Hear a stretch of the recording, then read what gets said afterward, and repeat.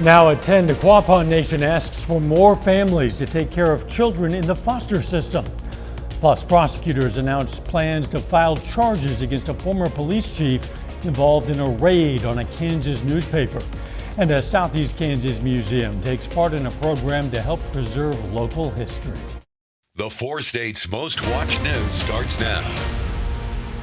The Peoria County, Illinois coroner releases the cause of death of Sydney Watson, a Carl Junction 8-year-old who died on a flight to Chicago. This is KOAM News at 10. I'm Dow Quick. Watson died in June while flying from Joplin to Chicago. The flight diverted to Peoria, Illinois due to the little girl's medical complications. The coroner has now determined she died from complications from multiple infections, which they say suggest an underlying autoimmune disorder. Let's check in with meteorologist Lindsay Gaffney now for our first look at the weather. Well, temperatures dropping down to lower 80s now. It still feels like it's in the mid 80s, but we've got lower humidity during the daytime, so our heat index hasn't been so bad out there. Unfortunately, that's not the case for tomorrow. Temperatures do warm up to the upper 90s, even reaching triple digits in some areas. But for tonight, 79 out in Stockton, 83 in Pittsburgh, 85 in Parsons, still 86 in Independence, so a little bit warmer out there, 81 in Grove and Jay. Not so bad. We're getting down to the lower 70s tonight for overnight low. And we also still have a couple of heat advisories for counties out in Oklahoma, Nowata, Craig, and Washington County as well, and Ottawa County.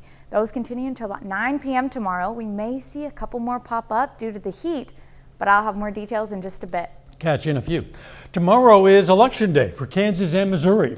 Voters in both states will decide primary elections featuring a variety of races, including state and local offices, as well as some tax issues. Polling places in Missouri open at 6 a.m. They'll remain open until 7 p.m. In Kansas, they'll be open from 7 to 7. You'll be able to find results as they come in tomorrow on our website, KOAMNewsNow.com. 2 special prosecutors say they plan to charge a former Central Kansas police chief over his conduct following a raid last year on his town's newspaper. It stems from an August 2023 police raid on the Marion County Record and the home of its publisher. Prosecutors say former Marion Police Chief Gideon Cody obstructed justice by withholding information from investigators. Authorities also say the newspaper and its staff committed no crimes. Quapaw Nation is in dire need of foster parents for children. Carissa Millard is the Indian Child Welfare Director for Quapaw Nation and says they're having an extra hard time finding homes for teenagers. Quapaw Nation is looking for tribal foster parents who will help kids with their mental health journey and keep them connected to their culture.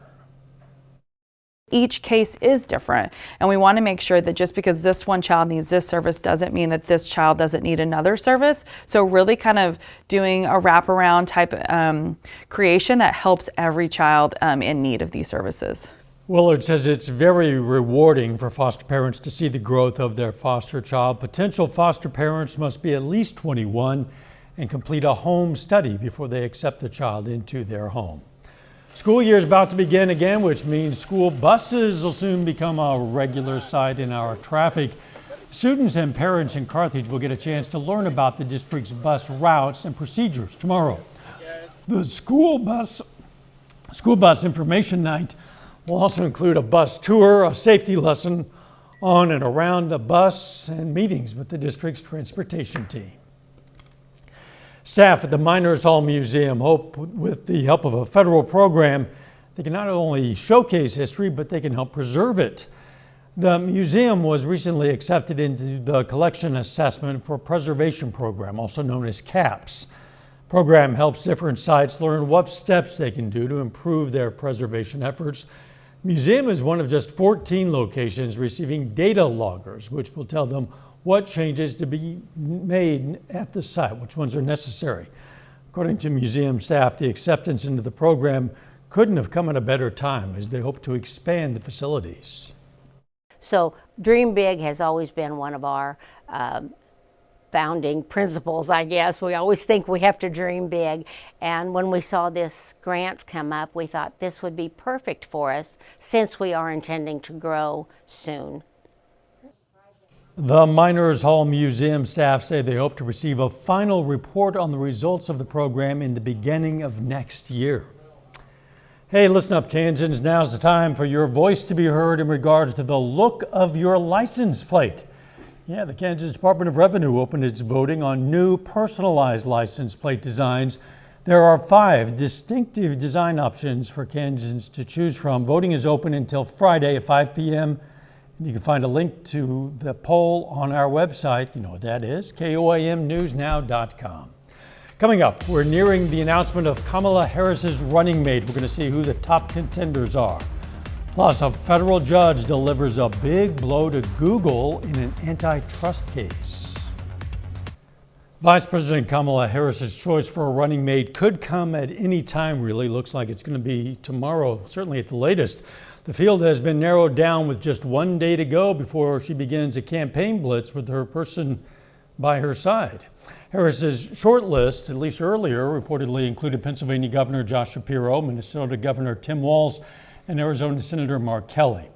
Whoever is chosen will stand next to Harris at a major rally in Philadelphia tomorrow, then continue on a cross-country battleground state campaign tour. The vice president's campaign is also launching what it's calling Republicans for Harris, hoping to win over moderates who might be weary of Donald Trump. A new CBS News poll shows since Vice President Kamala Harris entered the race, there's been a boost in Democratic excitement that could, in turn, boost her chances against Donald Trump. The CBS News Director of Elections and Surveys, Anthony Salvanto, shows us the numbers that indicate the race has been reset, so to speak. We've got a reset in the presidential race. Look at the numbers here. 1-point edge nationally for Harris. That's an edge Joe Biden never had. Remember, he was down 5 to Donald Trump when he was the nominee, and it's even across the key battlegrounds. Now, here's the reason why. You're looking at Dems now closing the turnout gap. More Democrats saying they are definitely going to vote. They had lagged Republicans on that measure through most of this campaign. Specific parts of the Democratic coalition. Let me show you this. Black voters now a big increase in the number who say they are going to vote. Turnout matters here, and they are more enthusiastic with Harris as the nominee. Let's show you the women's vote, because that's a central part of the Democratic coalition, too. Harris doing better with women than Joe Biden had. But look at this on whose policies would help women. Harris's policy, 70% of women say that they would, much more than they say that about Donald Trump. Now, another thing, though, what hasn't changed about this race? And that is the economy. Take a look at whether or not voters think that their policies, either candidate, would make them financially better off. Donald Trump still has a big edge on that, just like he did against Joe Biden. And in a similar way, you see Donald Trump still has an edge on whose policies would decrease border crossing. So key issues there still underpin some of Donald Trump's support. That's the latest from our new CBS News poll. A major drop in stock markets worldwide is furthering fears of a recession, but many experts are advising calm. One culprit could be Friday's U.S. jobs report that showed hiring slowed more than expected. And there are signs Americans are spending less. Wall Street also wants to know the Federal Reserve's game plan after last week's board meeting left interest rates unchanged. A major legal setback for Google. A federal judge ruled today the tech giant violated U.S. antitrust laws with its search business. The decision has the potential to reshape how millions of Americans get information online and could put an end to Google's dominance. The company has spent tens of billions of dollars on exclusive contracts to secure a dominant position as the world's default search provider. The government said those contracts helped block rivals such as Microsoft's Bing and DuckDuckGo. A little bit later, music is in the air in Pittsburgh, and so is the heat. We're going to see how the PHS marching band is battling the high temps. And temperatures are hot, but we do see a break in the temps later this week. We'll talk about it right after the break.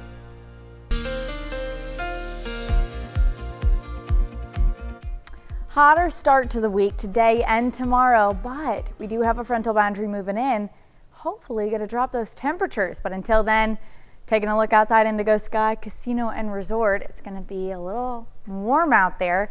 A few clouds overall tonight, but overall not so bad. A nice southerly breeze. We still are dealing with the heat moving into our area through tomorrow evening. Outside of that, most of the Midwest staying dry, not getting any rain chances until later on this week, but that's not the case for Florida or the East Coast. They had Hurricane Debbie make landfall yesterday and is now wreaking havoc along the East Coast. I know a couple people who live out there. Work's been canceled. They're dealing with a lot of flooding, and even a few tornadoes have dropped down. So I know definitely sending some prayers out that way. You got a lot going on, but we are dealing with the heat out here. Got heat advisories continuing until 9 p.m. tomorrow for Ottawa, Craig, Nowata, and Washington counties out in Oklahoma. And we may see a few more pop up, especially, Grove, Bentonville, maybe out in Joplin, some other southern counties far south in Kansas, just due to the heat indices continuing into tomorrow evening. But you may see those pop up maybe later on tonight or early tomorrow morning. We'll keep an eye on that. Until then, we've got a frontal boundary moving in. You can see that stark difference, that moisture line in those northern counties, about 9:40 in the morning. Moisture moving in and cooler air. So winds shift out of the north as this boundary passes, bringing us cooler air, unfortunately more humidity. So humidity up to 40-50%, but temperatures drop down to mid to upper 80s, By the evening is when most of us have that air mass over our area. So we're still going to have hot temperatures on Tuesday, especially out in the southern counties. That air mass has started to make its way into the northern counties. So high temperatures 92 in Neodesha, 91 in Chanute, 89 in Iola. Pretty cool out in Iola, 88 in Yates Center. But the southern counties still haven't gotten that air mass moved into it yet, that frontal boundary. So 96 out in Joplin, 101 in Miami, 101 in Grove, Veneta, Nowata, 100 out in Welsh, 99 in Neosho, Anderson, Jay, and these are actual temperatures. So heat indices probably going to be a couple degrees warmer than that, low hundreds. But then as that boundary passes, temperatures for a high on Wednesday, 90 out in Joplin, 89 in Pittsburgh, 89 in Fort Scott. So temperatures drop 5 to 10 degrees by Wednesday, and that continues for the next week to the weekend. We also have a couple of rain chances, not strong rain chances until next week, but as we move into Thursday morning, about 6 to 6:30 in the morning, we have a few rain showers moving into Yates Center, passing those northern counties, Fort Scott, all the way into Nevada before dissipating, and unfortunately not getting a lot of accumulation with those rain chances. Possible shower on Friday, but overall temperatures in the mid to upper 80s all the way through the weekend and early next week. And then that's when we start to see rain chances really kicking off. The best part about this 100-degree heat that we're possibly going to experience tomorrow is that it's going to end. It is going to end. I'm so looking forward to it. Fortunately, it's still August, so temperature is going to go back up eventually. Yeah, eventually, but we're going to enjoy those 80s while they're here for Definitely. sure. Thanks, Lindsay. California's Park Fire is now the 4th largest in state history. Currently, the largest wildfire in the nation is just one of at least 85 major wildfires burning in 11 states. So far, it's only 34% contained. It's been burning for a while. Cal Fire officials say it's burned nearly 402,000 acres, an area close to the size of Oklahoma City. Today is a day of execution. We have a plan in place that we're finalizing the development of to finalize this incident and be done with this. The Park Fire has destroyed nearly 1,300 structures since it started 2.5 weeks ago. Fire crews are facing triple-digit temperatures, high winds, and low humidity. Still ahead, the Chiefs signed their kicker to a long-term contract extension, and the Riverton 12U All-Stars play an elimination game for the second day in a row. John Dale says those stories and a lot more is coming up next in sports.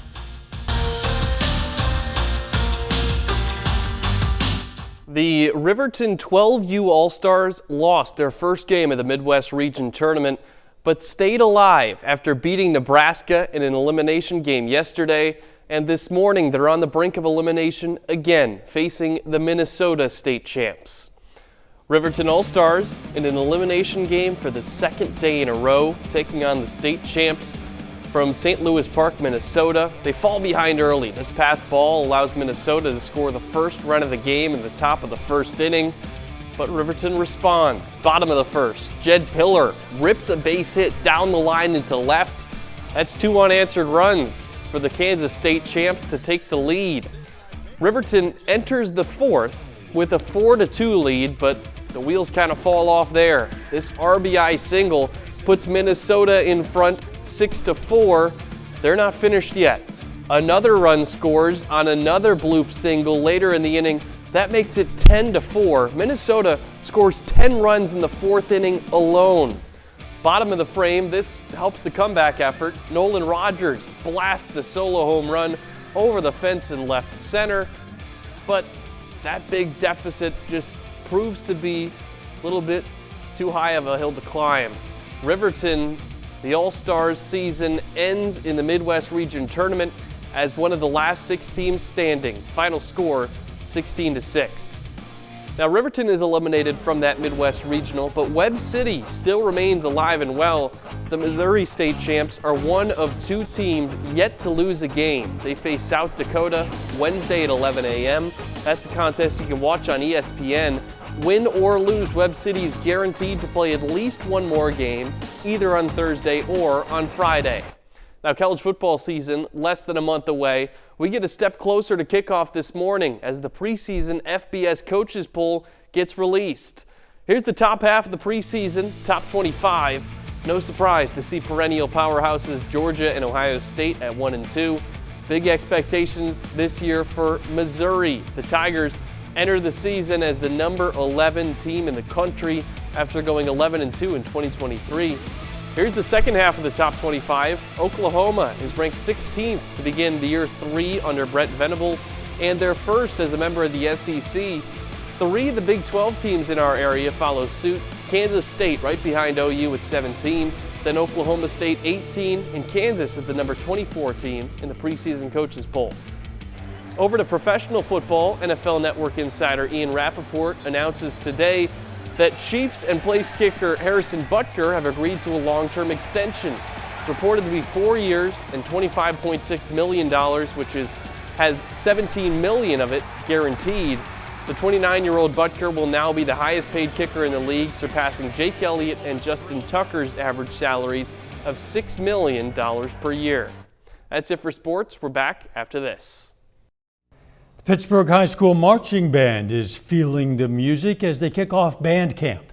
We sent photojournalist Ty Parks to see how they're handling the heat. Ten, hut, PHS, forward, march, and 1, 2, 3, 4. You have to drink a lot of water, definitely. Staying hydrated is like the most important thing, because if you're not hydrated, you'll probably not make it the whole day. But I think Mr. Neal also does really good about giving us plenty of breaks throughout the time period that we're here.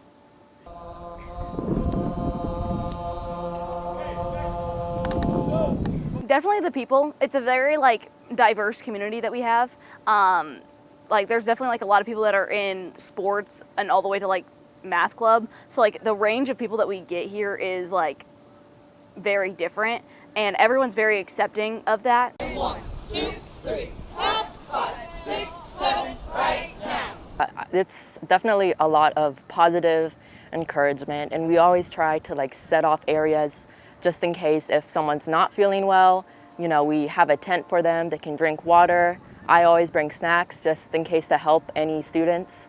So it's a lot of just being patient and understanding, but also give support. Reason for a purpose, so do it. Benton Hunt PHS. Usually on day 1 of band camp, there are, obviously we usually like to wait until it's the hottest week of summer to have band camp, which it's just the way that it works out, but it's always a bummer. I try to encourage kids beforehand. I always see freshmen the week before, and we do a lot of inside things as well. And so I tell them, over the weekend, you need to be hydrating. You have to drink water now. You have to eat well now. You have to start getting outside of your enclosed spaces and get out of that computer chair for a little bit this weekend and start doing some walking and prep, because it just gets intense really quickly. And so when I get to see the freshmen who have never experienced this before, then they at least get a weekend of forewarning. A little bit, and so you are going to just squat down just a tiny little bit, okay? I think that there's like this shared camaraderie through like, you know, I don't want to say like the agony of marching band, but usually what we do out here is uncomfortable. Like, we could be sitting inside and making music so much easier than what we're doing here right now. And so I think one of the special things about marching band is these kids make fast friends. It is a great community to be a part of. Eventually, they will be using instruments, I'm sure. The PHS Band Camp runs through Friday. It's going to be capped off with a performance for parents at 5:30 p.m. And eventually the weather will be getting a little bit cooler as the week progresses. You said next Friday. It is looking pretty good. Temperatures dropping down, but until then, we've got a possible alert day for Tuesday just due to the high temperatures, high heat indices. But after that, looking pretty good for a while. That's good to hear. Thanks for joining us. Don't forget the morning show starts at 5 a.m. and let's make it a great tomorrow.